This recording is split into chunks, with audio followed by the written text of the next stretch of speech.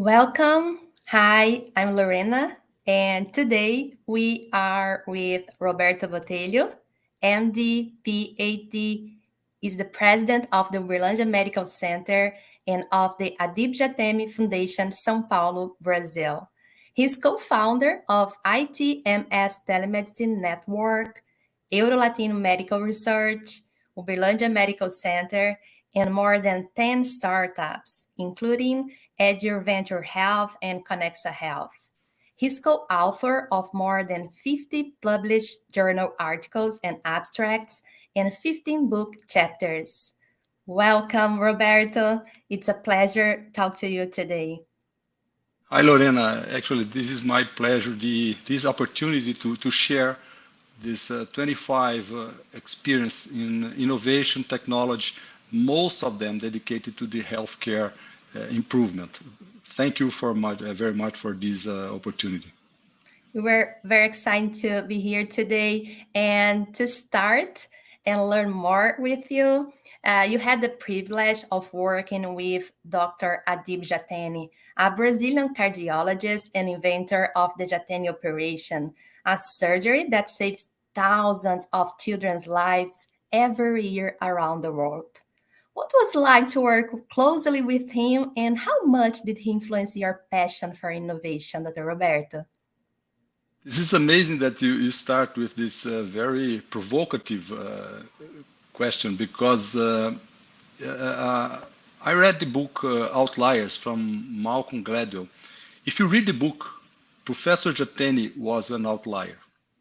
Yeah. And he was an outlier of past century because he was born in 1939. And by working with him for 20 years, I could notice all the tips and tricks for the success people. Then the first, I think the first message I would very much like to share is that you are the average of the 5 people you are more related. You are the average. So if you are lucky enough to deal with these people in their daily life, in their routine, you absorb from your subconscious, you absorb the most fundamental values for innovation. Then if you visit Dr. Jateni routine, you immediately realize his goal setting. He absolutely established the goals to follow. Time management. He was a master in time management. And as a fellow, when I was a fellow at his hostel, we had to learn how to manage our time, how to prioritize some actions and continuous learning. We've seen continuous learning. I remember very well when he was on his 80s.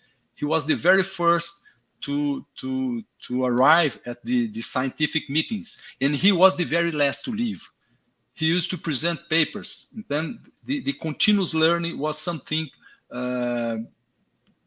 of his routine. Healthy habits. He was an athlete. He trained, and then he had time for every aspect of the required success people. Resilience, networking. It was amazing. I think a key message to the young guys that are planning to innovate. Networking, I think, is a key message. And Dr. Jateni, he was the one who opened several doors for me. He had been he received some awards from more than 150 countries. Wow. And by dealing with this international agenda, I learned very much what is the impact of networking and international networking. And then he taught us how to be, and it was so amazing that when we were supposed to attend an international meeting to present an abstract, he used to tell us how to dress, how to behave, every single detail. Wow. how to answer a question, every detail. And then it was really amazing. I had the chance to work and to deal and to travel with an outlier, and it was really amazing. And I think he was one of the most important outliers that I have dealt with. And a general person. Oh my Oh, goodness. yeah. We start the best way as possible. It was amazing. Learn more about him, and thank you for it. And you evoked one very important message that he used to tell us. When you are supposed to start any project, first of all, ask nature how it Mm, impacts nature. And nature will give you back what is your participation. Then when you said about he was open, he was a donor 24 by 7. Then by doing this, if you have an idea, if you have an insight, ask nature, is it good for society? Is it good for professionals? Is it good for people? Is it good for government? Then if you answer these questions, very important question, you can move on. Because you, particularly in the technology field, you may be involved with disrupting technology that may not be very good for nature in general. Then, and if you, for instance, we can tell about artificial intelligence. Elon Musk is now questioning if we should move on, particularly on the autonomous AI. Then Jateni was a leader from past century that had all these values in mind. It was very important for all of his followers, and it's very important to have such a tutor in the early phase of your life. amazing, amazing. Thank you for sharing with us more about him. Dr. Roberto, you performed the first telemedicine ECG in Brazil and founded ITMS, one of the Latin America's most important telemedicine companies. What was it like to work on innovation in healthcare at the beginning of the digital revolution?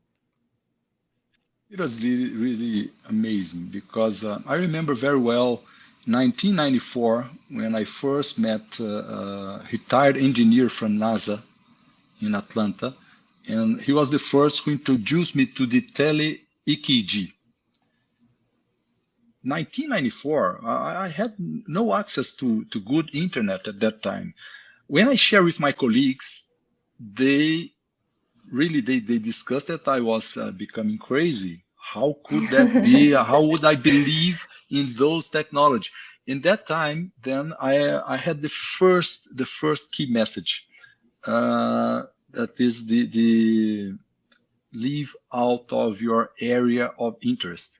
I started to integrate to other areas of knowledge, engineering, telecommunication, and I think it was the very first message of that time that was an interdisciplinary approach. And I think that in the early beginning, when these guys that were out of the health environment, the health system environment, they could share with me some visions that were much ahead of our time. Then I could perceive, I could anticipate opportunities in a blue ocean. And the first message was that when you are a beginner, you may anticipate a lot of opportunities. A lot of opportunities. It was the first aspect because I realized that we had a lot to deliver, to expand access in a way that was never imagined before. But I had their information. Let me tell you one clear example. Uh, at that time, we didn't have good internet access.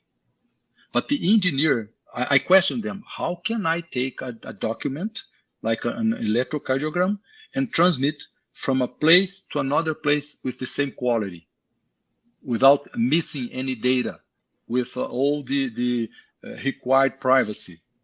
The guy answered me within 5 seconds. This is very easy, my friend, because I will compact the digital document, I will create a modem signal, I transmit the modem signal, and at the other side, we convert into the same digital document. It was completely out of my area of knowledge. And by interacting with these guys outside of my area of interest, I learned that it was possible. And when I shared with my colleagues, they realized that I was dreaming too much. It was the first message. And we must take care, because sometimes you are facing a technology that is not ready to be adopted. And this is a mistake that some innovators use to fall, because if the environment, if the ecosystem is not ready to absorb that technology, Exactly. it happened with the blockchain, and it Yeah, was one of the aspects of being a pioneer. To be a pioneer is a huge challenge, but you have the other opportunities. For example, most of the traditional healthcare at that time was paper-based. And yeah, when at that time, like 20 years ago, I used to tell people, look, we can digitize everything. We can digitize your thinkings. We can save you a lot of time. And we can implement. I started dealing with artificial intelligence like in 2015, and we implemented the complete automation of EKG interpretation. Then it took us like we moved from 10 minutes for EKG interpretation to 1 second whoa, it's within 1 amazing. year. It's amazing. Then I faced those challenges, but one other challenge was the regulatory. Regulatory was really hard, because before COVID, it was forbidden to offer teleconsultation. Imagine that. It was forbidden. And then we had to face all those regulatory, privacy challenges. But on the other hand, we learned with the engineers what was like a HIPAA, Health Information Protect Yeah, Act. And by dealing with them, we could anticipate the challenge, and we could move on. So it was really exciting. And I strongly believe that by being a pioneer in any field, any young guy will have the opportunity to open the mind and to interact with the multidisciplinary team. And at the end, to conclude this very important question, I would say that the wonderful message is the learning of collaboration. The key message of this ecosystem, digital convergence, is collaboration. You start to collaborate with many fields, and I'm involved in a lot of innovation startups, from the management to the clinical care. And if you come like, let me give you a clear example, digital phenotyping, for example. When the first guy told me about digital phenotyping, I barely understood. But by digital phenotyping, I visit a digital information, for example, the patient bill. There's no clinical information, only the patient bill. That by visiting a hospital, a patient paid for some drugs, for some procedures, and the AI can visit this digital information and create a digital phenotype that predicts that this patient will suffer a myocardial infarction within 2 months. Because from the bill, I can predict that he's a diabetic, that he has hypertension, and he's a smoker. From the bill. This is digital phenotyping. And this is saving lives, right? multidisciplinary collaboration. And Yeah, when we come to a doctor and let him know that I can interpret an EKG with one cable, not the 10 cables we regularly implement over the past 100 years, then the key message is this. We come to an interdisciplinary collaboration that open your mind to opportunities you had never, ever thought about. Great. First of all, I want to say congratulations, even if in an environment that maybe was not ready, prepared for such innovation, you made it. So thank you, because it's amazing what you did regarding this project and everything that you bring in terms of health innovation. You mentioned it about cooperation, and you serve on the board of multiple innovative companies and are now a global reference in technology applied to healthcare. Tell us a bit about your involvement and the significant challenge that innovative startups must overcome in the present and the future. Lorena, if anyone asks me what is the most exciting meetings I have during the week, most exciting are the Aggir Venture Fund. It was the first venture capital dedicated to healthcare in Brazil.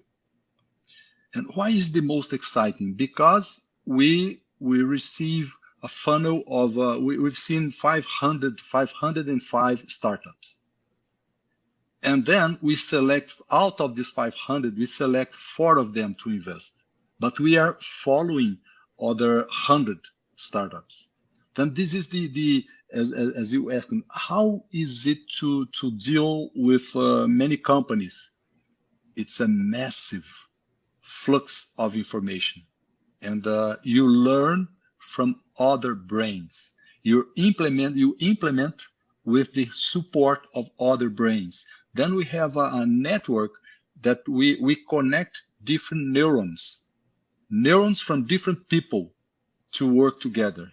And we have a lot of not only cross-selling, but cross the interchange of knowledge among them, from the business point of view, from the implementation point of view, from the technology point of view, because we experience a lot of challenges. One startup is facing a challenge in payment. Another fintech startup can easily help. In the same way, I'm opening the door of networking in the health business for the fintech, and vice versa. I Yeah. can implement the health solution to the fintech environment. So it's so exciting. It's so exciting. And over a sudden, you are running a startup with like 1,000 clients, and over a sudden, one client opened the doors to other 3,000 clients that you had never approached. Every day I have an experience like that. And when you come, I'm a doctor. I still work 2 days per week as a doctor. And the way I implement this technology to my curing practice, it helps patients. It saves me time. I have more time to dedicate to patient care.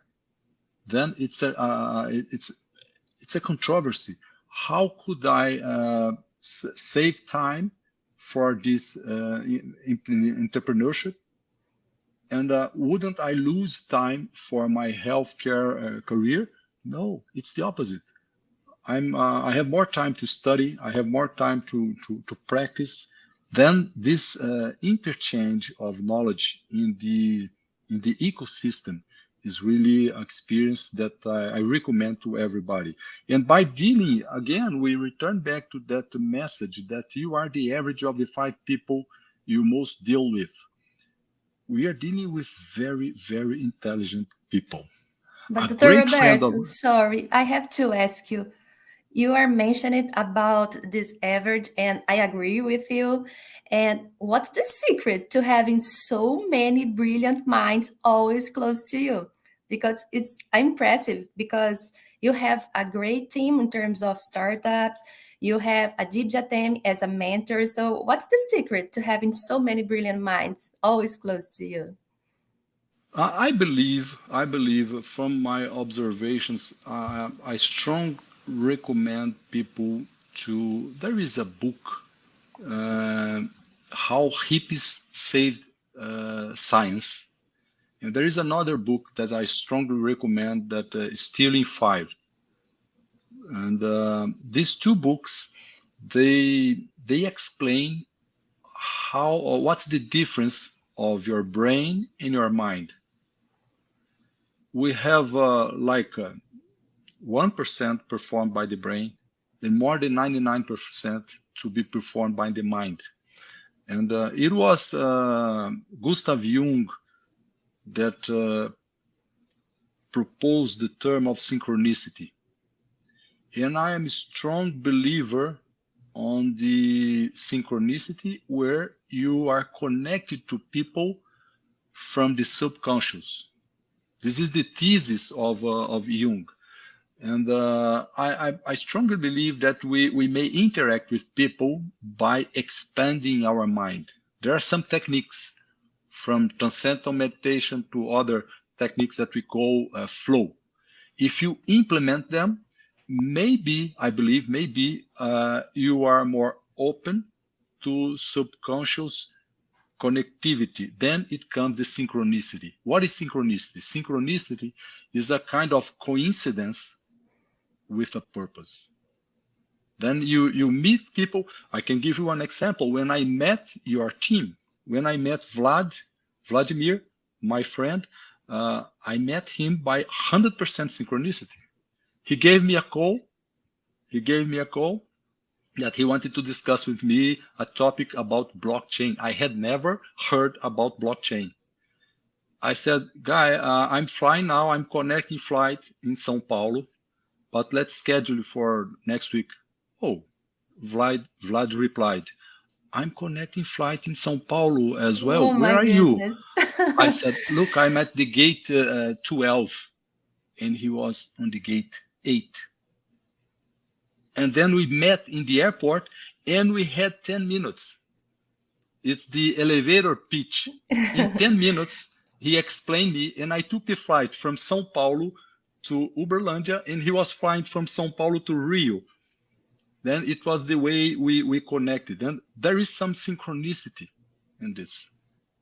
And if you, Steve Jobs used to say, if you connect the dots retrospectively, you will understand what is synchronicity. Then I believe that if you are open, and the other aspect is that the purpose. If you have a purpose, you will Yeah. attract people with the same purpose, and they will be willing to collaborate. They will be willing to help you. They will require your help, and then you create this very productive cycle.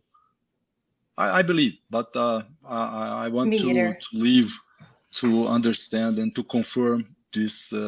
This is it's not my thesis. It's Gustav Jung thesis, and I am a strong believer. Me too. It's amazing, amazing. Uh, Dr. Roberto, if you could give an essential piece of advice for a person, an owner for a startup who is developing an innovative product today, what would that advice be? It means you have been learning a lot in this environment, and could you please share at least one piece of advice to them? I believe that number one, above every, is the formal authority. You must have formal authority on your business, on your subject. After having formal authority, you are absolutely good. You invested the theory of 10,000 hours, and you are convicted that you do have authority on your topic. This is number one. Out of this, there are a lot of challenges that you can interact with them on the startups, and I've been dealing with startups that failed, that had success. I have dealt with people that failed in the very early phase, but then they moved to another area, and this is a very important tip to share with them, that you must have number two. Once you have the authority, you must have flexibility to understand that sometimes you must turn right or turn left. This flexibility is the second piece of advice that I would offer. Number three, you must have a productive creativity, because sometimes the innovator, Yeah. they do have creativity, but they don't believe what for. They don't ask what for. You must ask Focus it, right? what's the focus, and what will be the impact of this innovation. You must have this creative innovation with but it must be productive. Then you Yeah. must smell the money. Money is a general way Yes. to, because you deploy the same effort. With these three key messages, I would move into the regular ones. There are regular ones that you must be close to funding. Funding is very important, and financial management, because you must have funding to move forward. Talent acquisition and retention, it's a huge challenge, because sometimes you start a project with a brilliant partner, and if your partner is really brilliant, you are running a risk to lose him. Then you must learn how to retain. Uh, you must understand very clearly what are the regulatory and legal compliance. We have a lot of experience on that field.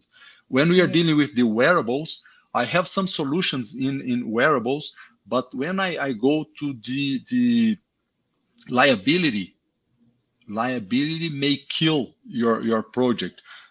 Technology advancement, it's a challenge, because if you are dealing with a technology, within 2 months, a Chinese guy will improve your technology. You'll be outdated. Then you must be close related. All the startups we are dealing, I can mention you Conexa. Conexa nowadays is dealing with 23 million people every year, and the subscribed access patients. And every other day, there is a new app, a new implementation, a new challenge. Then the technology advancement, how you integrate the apps, and the demand of the market is always challenging you. And but number one, formal authority and purpose. If you have purpose, and you have asked the question to nature, and then you can move on. And this ecosystem, and at the Aggir Ventures, we are very well connected to support all of these topics. We help the startups with scaling, talent acquisition, funding, regulatory, legal, and all of them. So it's a mix, but on the top of them, you must be authority. You must be authority on your topic. Well, Amazing. actually, we had an example, very, very interesting. One of our very first, actually, it was the first startup we invested at the Aggir Ventures. It was Upflux. Upflux is process mining technology. And the guys, brilliant guys, they were dealing with process mining, process mining, process mining. They had a huge knowledge and solutions on AI. Then we strongly recommended them, please open the doors for AI products. They had all the knowledge. And when it was launched, the Chat GPT challenge, word challenge, Upflux is more than ready to navigate in this field. And then it was one of our advisors from it was Sydney Breyer that recommended. He had the insight. Insight is an amazing phenomena from the mind. He had an insight, and in a board meeting, he recommended turn on flexibility. You must have flexibility, but you must have authority. If you have authority, you can move, you may be flexible, and you can open other doors in this changing world, very fast changing world. Yes, the world is moving fast, so we have to adapt, if, especially if you are a startup. And absolutely, yeah. And by the way, I have to say that we are very proud to have you as a partner at Bitbounder. And for someone who has always valued startup initiative like you, how does it feel to see all that Bitbounder has been doing to support our customers with top quality software development? I'm so excited about Bit Boundary, and I can tell you in detail why I'm that excited about Bit Boundary. Because first of all, it was the way we connected. It was synchronicity at the airport gates. Then I realized that I was dealing with brilliant guys that own authority. It was the starting point. And they were very open-minded. Vladimir, Kaká, all of them. I was really excited. But Beat Boundary, we developed some other startups together, like cyclists. We implemented blockchain for clinical research. But then it came Beat Boundary, and they signed a contract with an international company that required them to move to the US. I won't mention names here. And after like 3 months, I asked Vlad to share with me what Bitpounder was doing in the US. When he opened the the range of startups, technology, knowledge, innovation that he was supporting, I was astonished, and then I immediately told him, Vlad, had you realized the power of the knowledge you are connecting? And I can guarantee you, by all the means, this is one of the most promising team I've been dealing with. It's not only the beach boundary, but to be connected with such good companies, clever companies, and learn from them. That beach boundary is supporting the companies, but is always learning with this opportunity to the ecosystem. So for me, is one of the most exciting and challenging groups that are working with the formal authority, flexibility, and the scalability. It's incredible the way Beach Pounder is prepared to scale. And they are scaling in a way that I had never faced before, in such a natural way that it's like drinking water for them. It's embedded in their nature. It's not a big effort. And one very important aspect, that they are playing. They are playing. So they are happy, they are committed, they are Yeah. excited about the purpose. They're never involved with any project uh, before they evaluate the purpose. And they are all playing. They are in the kid garden playing with the technology, the tools to improve. And I witnessed over the past 6 years, I witnessed their refusal of some projects. And I asked them, why not to move this way? There is no play, there is no purpose. Then we don't want to move this way. And so Yeah. I think it's amazing to see such young guys, very well connected, multidisciplinary, a range of knowledge. They can fix everything in the digital. I'm a doctor. I'm not a computer science guy. In my Almost there, right? Because after ah, so many technical. I'm not. I'm a illiterate, close to them.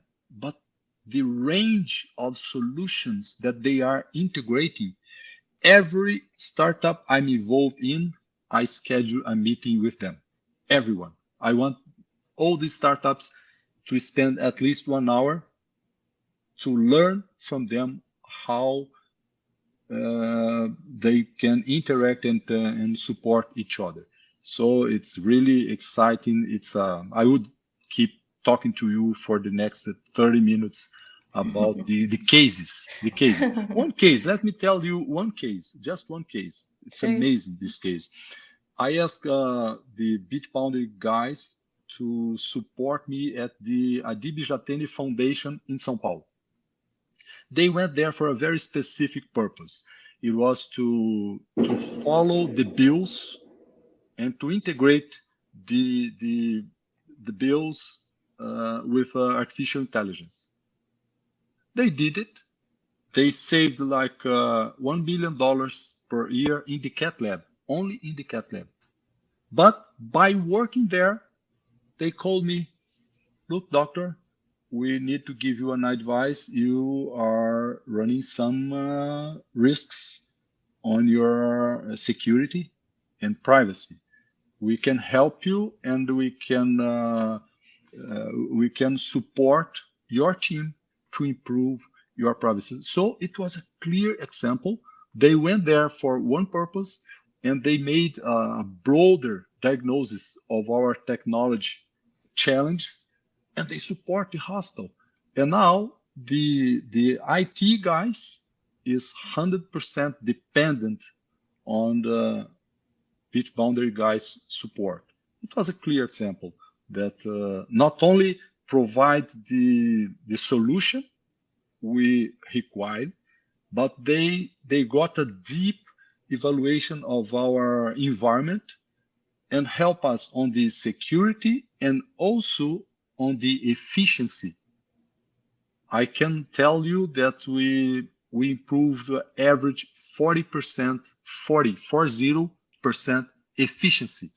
Wow. In one department, we saved like 18 days per month. Out of 22 days, we saved 18 days of our man work. So this is amazing. I would keep talking to you. And there is no bias here. There's no bias. I'm absolutely free of any bias, and very happy to share with you these outstanding outcomes that they provided. They provided the outcomes. Because for me, it's a huge responsibility when I introduce Beach Boundary to someone, to some company, particularly when I'm in the board of the companies. It's a huge responsibility. But I'm so confident that at the end of the cycle, they will bring the outcomes, very objective outcomes. The return of investment for any dollar they invest in this technology, they will receive back a huge amount. The average return of investment was like 1.23%. It was incredible. 1.23 times. It's 23% improvement. Mhm. Amazing.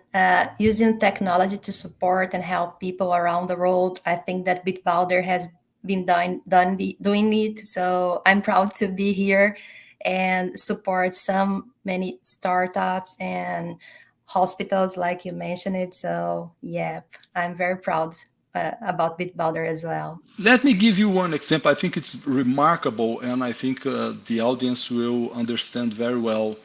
We created a program dedicated to myocardial infarction. Everybody understands what is myocardial infarction because it's the number one cause of mortality worldwide. We connected 230 centers in Brazil, Mexico, and Colombia. And in this pilot program, we implemented telemedicine, artificial intelligence, and process mining to help poor centers to diagnose and to speed up process for treating myocardial infarction. Whole technology. We didn't change the drugs. We didn't change the doctors. We didn't change the hospital beds. We just implemented process guided by AI. Look at the figures. We saw 800,000 patients suffering from chest pain. Out of these 800,000, it's published, we diagnosed 8,000 myocardial infarction. And we could perform primary angioplasty in 4,000 of them. It's incredible, 50%. Brazil average is 5%.